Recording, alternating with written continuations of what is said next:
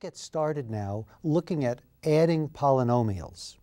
We've talked before about adding monomials, and we're going to extend that idea to the addition of strings of monomials hooked together with pluses and minuses, in other words, polynomials, and continue our work with polynomials. If I wanted to add that first, I guess we could call it a polyfacimal or something, to the second one, I would identify the like terms and say, all right, I have 3 green happy faces plus 5 green happy faces, which give me 8 green happy faces. And you can think of a green happy face as maybe being an x cubed. In other words, I add it almost exactly as if I were adding a column of numbers, but I don't even have to worry here about carrying or, in terms of subtraction, borrowing. I just have to basically add it like term by like term. So I have the blue meanies, 2 blue meanies, and 6 blue meanies, 8, and minus 4 yellow scaredies, plus 8 yellow scaredies is 4. And adding polynomials works exactly like this. Let's look at the rule. To add one polynomial to another, it's always good to order the polynomials before you start in descending order of degree. It'll help you to find and identify like terms. Then you add the coefficients of the like terms in the second polynomial with the ones in the first polynomial, and there you are. We'll look at some examples. Here are 2 polynomials that we would like to add together. We identify the like terms, and then we add them together in descending order of degree. There's one. Okay, there is x cubed, that's a like term. Here are the squares. Here are x to the first power, and finally we have just the numbers, or to review, x to the 0 power. Let's do this addition. We'll start with the highest degree and work our way down. I have 3x cubed plus 7x cubed. That'll be 10x cubed, 7 plus 3, plus 5x squared minus 3x squared, or 5x squared plus a minus 3x squared, same difference. Plus 5 minus 3 leaves me with 2x squared. 2x plus 2x, 2 plus 2, let me think a second on that. I hope you got that by now. That would be 4x. Then we have plus 3 minus 4. Here's a little walk on the number line. I can go 3 to the right, 4 to the left, and come out with minus 1. So my final result here, in order of descending degree, is 10x cubed plus 2x squared plus 4x minus 1. Here's another example. I'm not going to bother putting this in addition form, one above the other. I can just take a look at this and add these pairwise. I see I have an x squared term, an x term, and an x to the 0 term. I'll do them by pairs. Plus 3x squared minus 8x squared is minus 5x squared. Minus 2x plus 5x, I deal with that pair, plus 3x. And finally, in the x to the 0 column, I have a plus 1 minus 6, which gives me a minus 5. So adding these together gives me minus 5x squared plus 3x minus 5, again in descending order of degree. Let's practice some more. This is going to be a little bit different because if you look at it, you'll see that in terms of degree and in terms of like terms, each of the monomials in these 2 polynomials are a little bit different. There's x to the 6th power I've spotted in both terms, and an x squared y in both terms. But there's something to the 5th power in the second polynomial that isn't in the first, and so forth. So we'll have to be a little bit careful here.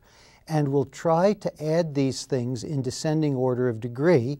I look through it, and I see the x to the 6th terms are the highest degree. Let's add those. Plus 5 minus 2 gives me 3x to the 6th. I notice I have a y to the 5th in the second polynomial, the lower one, and I hunt through the first one, and there's nothing like it.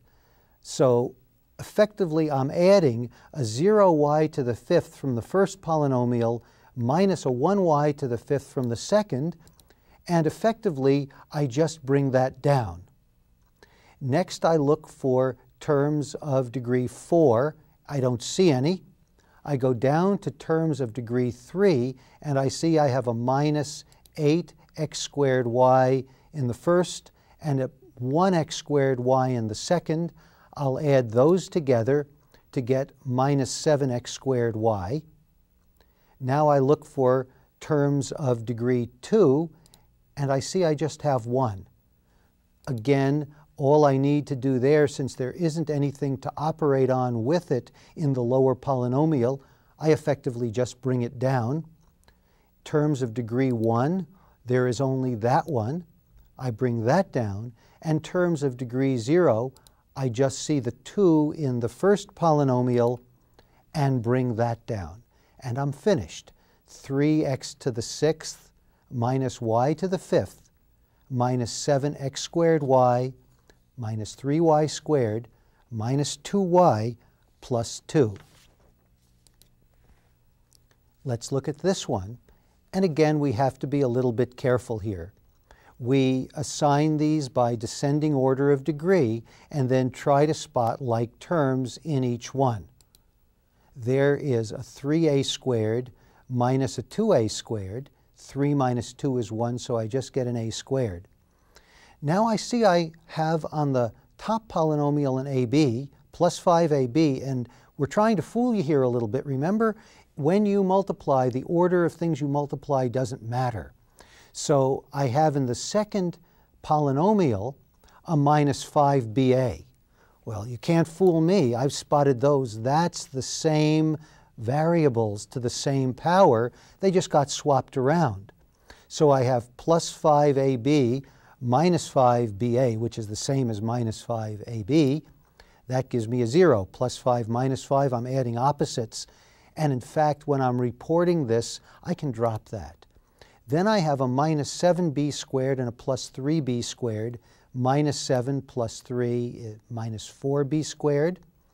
Then I look up in the top polynomial. I don't see anything of degree 1, but yet there's the b in the second one.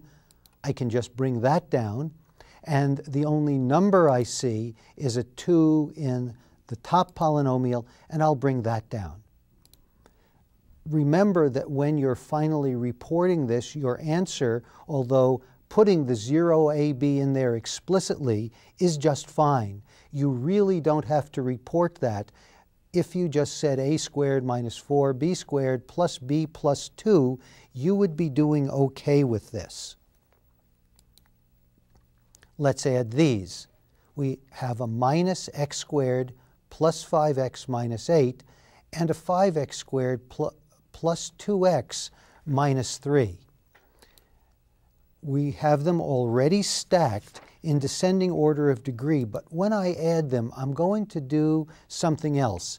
It is just a little bit easier to switch the order they were in, to put the 5x squared up on top and then add the minus 2x squared below it. And the reason I would do it is I can just look at this more easily and see it's plus 5 minus 1 and get 4x squared. There is no reason to it, because remember, anything you add, it doesn't matter the order you add them, you're still adding them. Sometimes, though, you can move things around just to make the calculations a little bit easier for yourself. As I've indicated before, when you're doing regular addition, if you mix the numbers up and, for example, find an 8 somewhere in a column and a 2 somewhere else, that's a 10. You just have to remember what you've added and what you haven't. So changing the order of addition to make your calculations appear easier to you is a good thing to do, and that's what I've done here. Next we have plus 2x plus 5x. Add that up, we get 7x. And finally, minus 8 and a minus 3 gives me a minus 11. The first thing I'm going to do in this example is hunt up the like terms. There is 10z to the fifth and a minus 3z to the fifth. Here I have a minus 2z and a minus 5z, and two numbers, plus 8 and a minus 2. I notice here that I have a 3z cubed that isn't matched in the second polynomial, and a 4z to the fourth power that's not matched in the first one. So when I add these, I need to be careful about how to do it. Let's go through it and do the addition. There is the 10z to the fifth plus 3z minus 2z plus 8, and I can rewrite that, if I want to, by literally putting in a 0z to the fourth power to take the space for the z to the fourth in the second one. Now I can do the same thing to the second polynomial and literally put a 0 in there, and that may make the addition a little bit easier because it actually makes explicit what's going on. If you tend to mix these up or are uncomfortable with keeping in your head what's going on if one of the degrees of a polynomial is missing in one or the other of the two that you're adding, this is good practice. Let's go through with the addition now. 10z to the fifth minus 3z to the fifth is 7z to the fifth. 0 plus 4 on the z to the fourths, it's similar to just bringing the term down. Again, we have another term here where it was in one but not the other. We just bring it down or add to 0. Minus 2z plus a minus 5z is minus 7. 8 plus a minus 2 is plus 6. So we've completed this addition, 7z to the fifth plus 4z to the fourth, plus 3z cubed minus 7z plus 6. Let's go on now and see how we can use polynomials to deal with perimeters. Remember that the perimeter is the total length of all of the sides of a geometric figure. So you're walking around that geometric figure. The perimeter is a plus b plus c. And we can have a variety of geometrical figures, and the perimeter is the total distance around it. Just picture yourself. When I think of perimeters, I just picture myself taking a walk around the outside of it and keeping track of the total length of or the total distance that I've walked. That's the perimeter. Let's see how we could use this in these kinds of problems. For example, suppose I gave you a triangle and expressed each side as a polynomial, in this case binomials, and asked you to find the perimeter for me. So in this case, the perimeter is the first side plus the second side plus the third side. Now I need to simplify this. I write out explicitly each of the sides. Then I see I have 3 m terms, an m plus a 2m plus a 3m, and the next, that's the highest degree, that's 6m. The next higher degree I find in here is just m to the 0th power, or just the numbers, so I add those down, and I express the perimeter as a binomial, 6m plus 13, and that's as far as I can go with this unless someone decides to tell me exactly what m is, and then I can solve it explicitly and get you a number. And if we're going around something, you have to be careful because often there will be some dimension of length involved as well. Let's look at one more problem. As you go around a four-sided figure, each succeeding side is 1 foot longer than the previous one. If the perimeter is 22 feet, find the length of each side. Looking for information, we have a four-sided figure. Each side's 1 foot longer than the previous. We're given the perimeter, and we want to find the length. We review the information. Here is the review of what we're given, and we can make a picture of it. each succeeding side, meaning as you walk around it, each side is 1 foot longer. So if we start with a side S, the next side is S plus 1, S plus 2, and S plus 3. We know that the perimeter is 22 feet, and we want the length of each side, so we need to find what S is ultimately. We express this in our analysis as an equation adding all the sides together, and I see that I have S's, and I can add them up, 1, 2, 3, 4 for each side, and numbers, and I can add those up. So my final equation is 4s plus 6 is equal to 22. Now I can solve this equation first by getting rid of the 6 on the left by subtracting from both sides. Next, dividing both sides by 4, so I'm left with s equals to 4.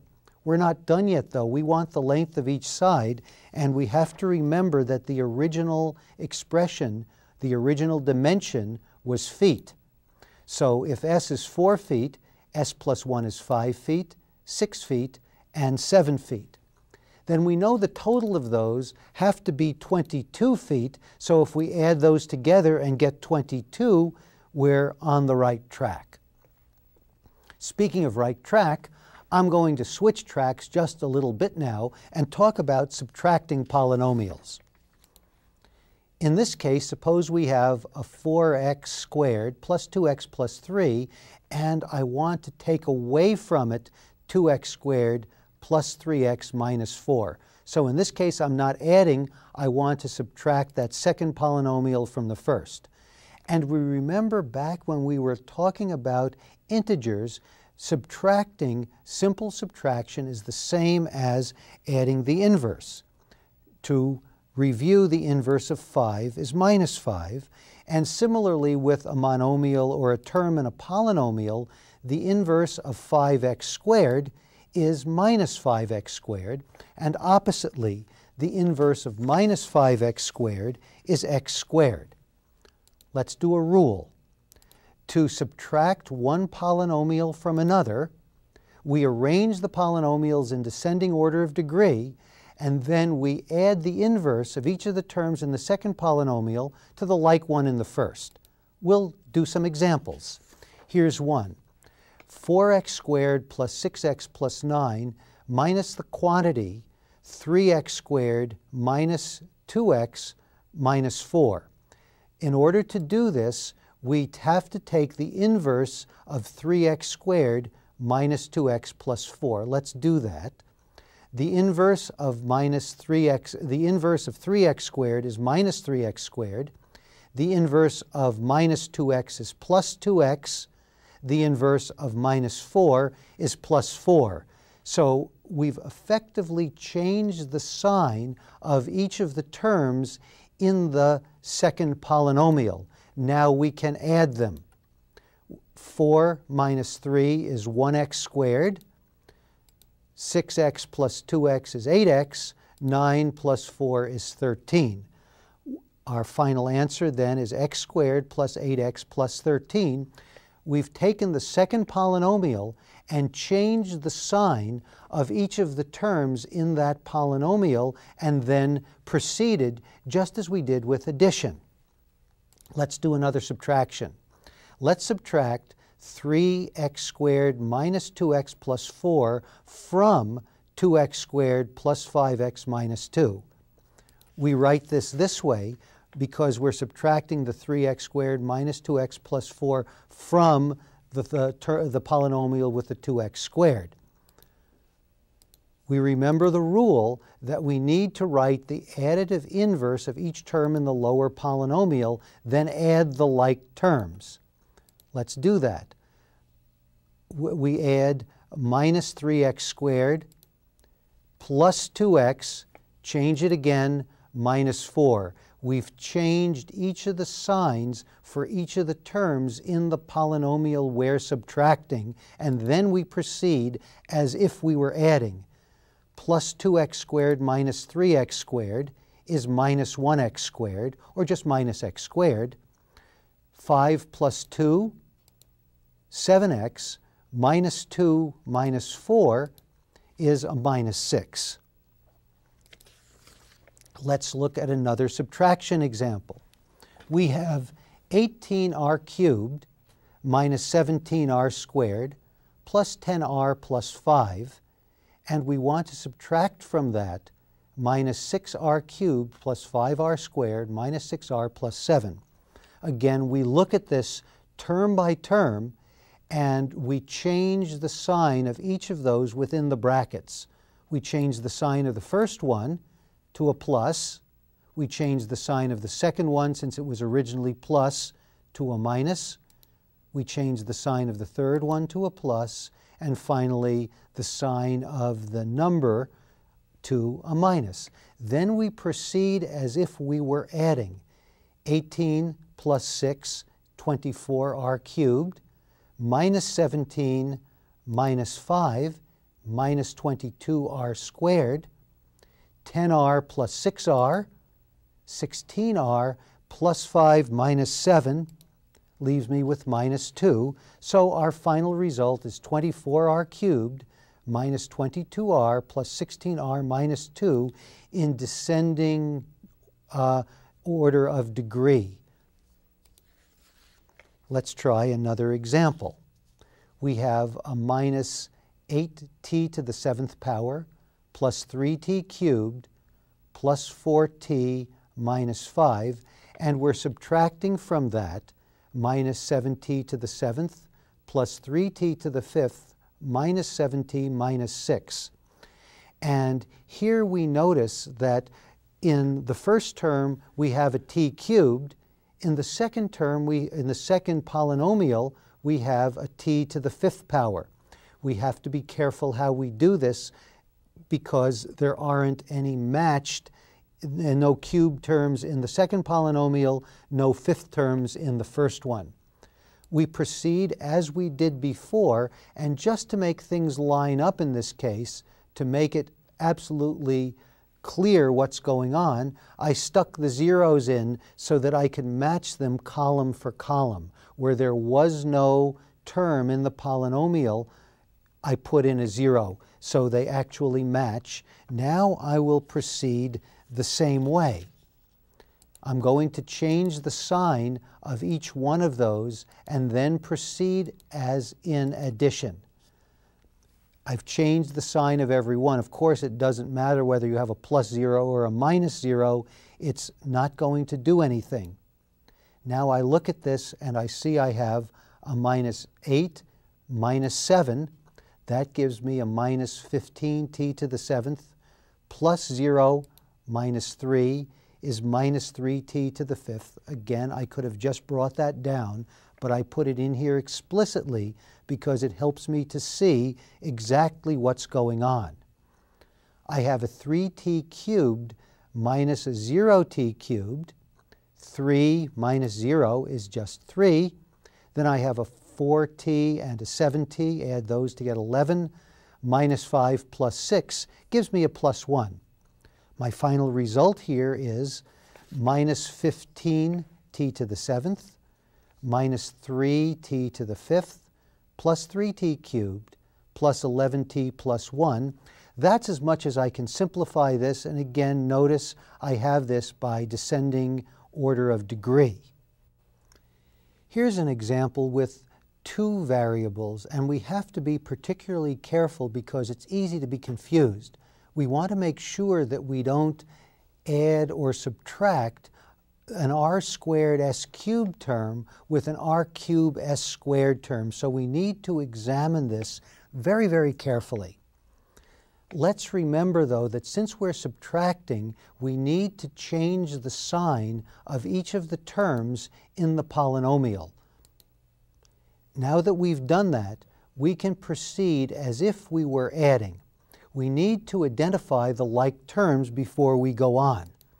There is an r squared s cubed, and as I said, it looks an awful lot like the first term r cubed s squared. We need to carefully examine it. If there's an r squared in that first unknown, it's squared, we need to make sure that there's another r squared and then we can spot all the r squareds, and then we look for s cubed. They have to both be there or we can't do the math. Let's see if there are other like terms between those two polynomials. There is another like term. The 8r cubed s squared is, we can do math with that with the minus 2r cubed s squared in the second polynomial. We're ready to begin the addition process. And to do this, to make sure I absolutely know what's going on, because it's a complex looking, but not necessarily complex doing, it just looks complicated. And I have to make very sure that because it looks involved, it looks complicated, I'm doing things exactly right. So in this case, I put the zeros in where there isn't a term in one of the polynomials. I'll enter it with a 0, in this case, for example, in the second polynomial in the lower one, rs cubed, and in the top one I'll put in a 0, r cubed s.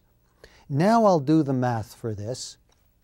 Minus 3 minus 4 is minus 7 r squared s cubed plus 8 minus 2 plus 6 r cubed s squared plus 7 plus 0, just bring that term down, 7 r s cubed, and finally we have 0 r cubed s minus 6 r cubed s. Really, we just bring down the minus 6, and we finally wind up with minus 7 r squared s cubed plus 6 r cubed s squared plus 7 r s cubed minus 6 r cubed s. This concludes all of the work for Unit D. Let's just review a little bit. We've seen how to add and subtract polynomials. And to review, when you add polynomials, you identify the like terms and add them. When you're subtracting one polynomial from another, you need to take the polynomial that you're subtracting and change every term in the polynomial to its opposite. Or an easy way of saying that is change every sign, and then you proceed as you would if you were adding polynomials.